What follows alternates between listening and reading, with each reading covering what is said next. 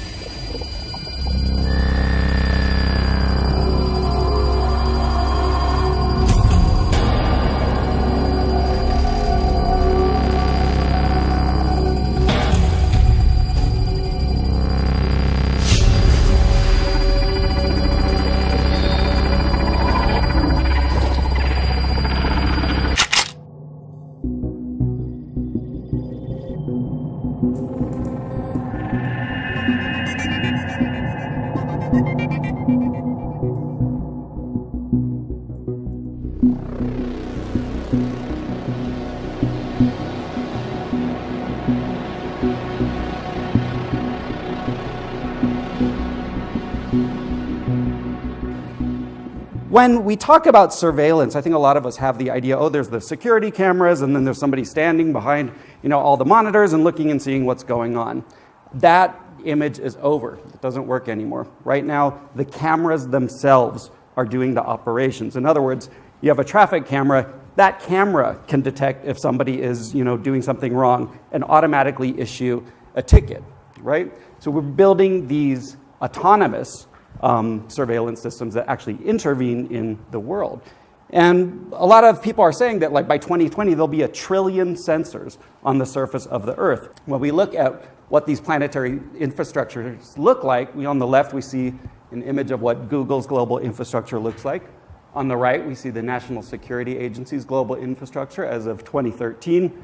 The point is, these are literally technological systems that envelop the Earth. And so one project that I've been doing is just trying to go to the places where these systems come together. Where does this infrastructure kind of congeal in very specific places? A really important part of global telecommunications is choke points, places where transcontinental fiber optic cables come together. What are the places where the continents are connected to one another? These are really important to telecommunications, but also obviously very important to surveillance. You sit on these places, you can collect most of the data that's going through the Earth's telecommunication systems. And what do you see in the image? Nothing, right? The point of these images is these are some of the most surveilled places on Earth. These are literally kind of core parts of global telecommunications and surveillance infrastructure. There's no evidence whatsoever that that's going on in the photos of these kind of places. So, and started going out and studying nautical charts and undersea maps to try to find places on the continental shelf where I could maybe see these. Going out with teams of divers, when you do everything right, you find images like this. As you can see, there's dozens and dozens of internet cables moving across the floor of the ocean. These are cables that connect the east coast of the United States to Europe. Humanity itself will be changed with this superintelligence, and we are at the doorstep of that era. A former Google and Uber executive is organizing a new religion. The organizer is Mr. Anthony Lewandowski. He is a Silicon Valley expert in driverless vehicles. The religion is called the Way of the Future. The religion's Bible is called the Manual. The religion hopes to build temples and hold religious services to worship its God. And who or what is the God of the Way of the Future? Mr. Lewandowski believes that an artificially intelligent global brain will evolve into a God that must be worshiped someday by humanity. He told Wired magazine, quote, "What is going to be created will effectively be a God.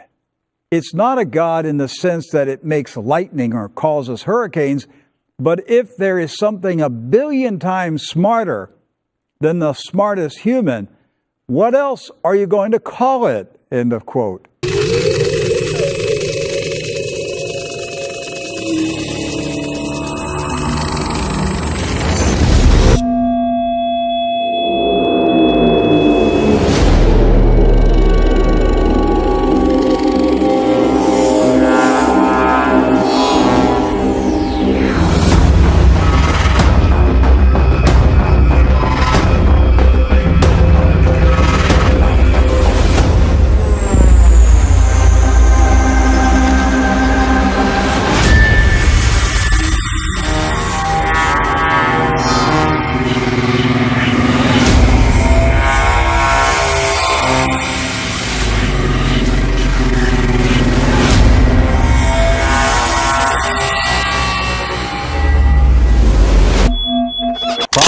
Talked about was 2030. Yeah. It was throughout the conference. And I want to point out, to be fair and accurate, at the Mobile World Congress, there was no discussion of worshiping a God. Right.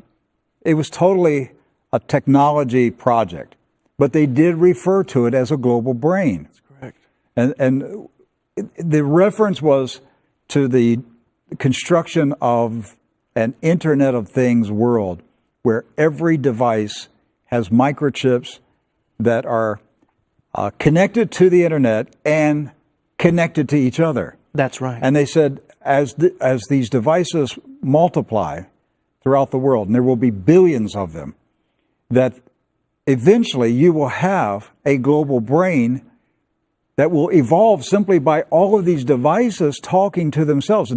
Now, when we're talking about planetary surveillance systems, aka planetary telecommunication systems, they're not only enveloping the Earth like in series of cables and hardware and infrastructure, they're also in the skies above our heads. Every minute of every hour, there are hundreds and hundreds of satellites over our heads.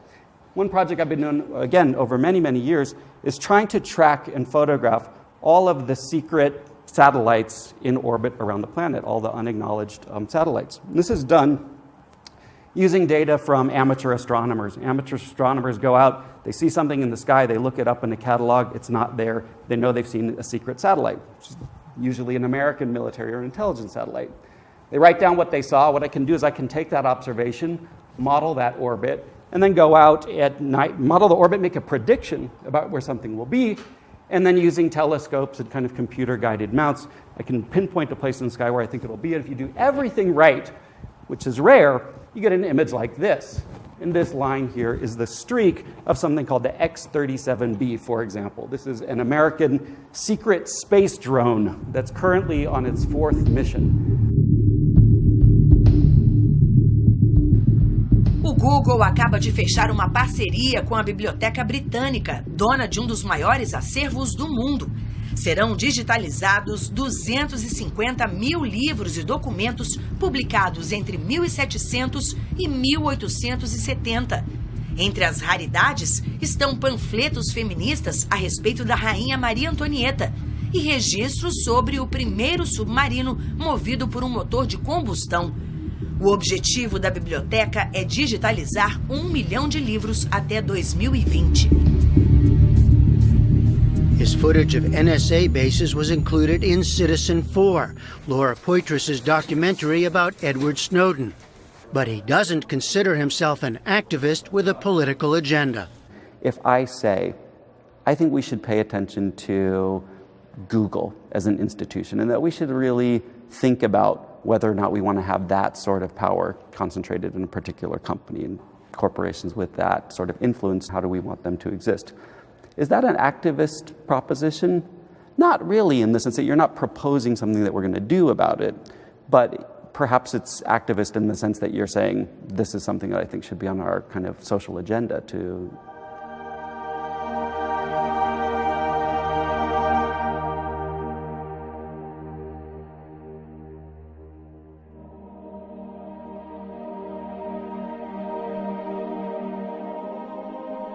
I decided I want to write a book about the very old and the very new, about ancient Christianity and also artificial intelligence. And what would be a perfect setting for that? Well, you know, Spain is a country with an enormous history, a Christian history, a deep Christian history, and they also have the second fastest computer in the world and are working in artificial intelligence.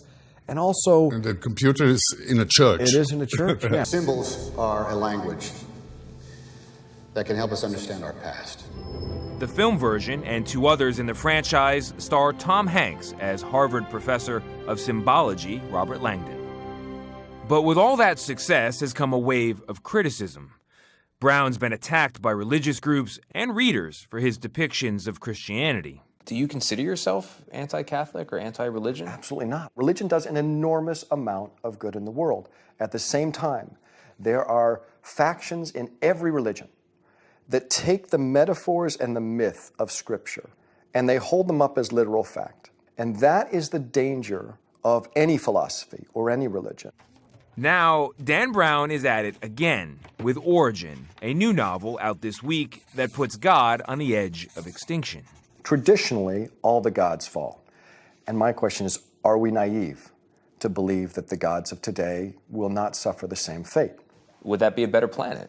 I personally believe that our planet would be absolutely fine without religion, and I also feel that we are evolving in that direction. Was Origin, can we say Origin was your personal apostasy? Are you an atheist now? No, I don't think I know enough to be an atheist. I think I'm an agnostic. I'm happy to say that I'm a work in progress. I don't have all the answers.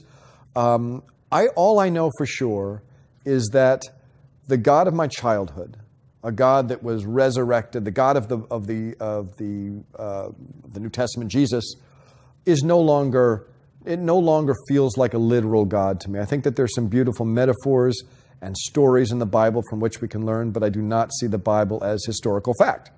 That just for me is what makes sense to me. That doesn't mean that we can't live our lives with Jesus Christ as an example of compassion. That's fine. But I personally no longer believe that there are people resurrecting from the dead or virgin births or anything like that. Robert Langdon is very needed in some kind of, because mainly religions take symbols literally, right? That's what you're saying. And Langdon's work is to actually teach us about what symbols are for, not to be taken literally.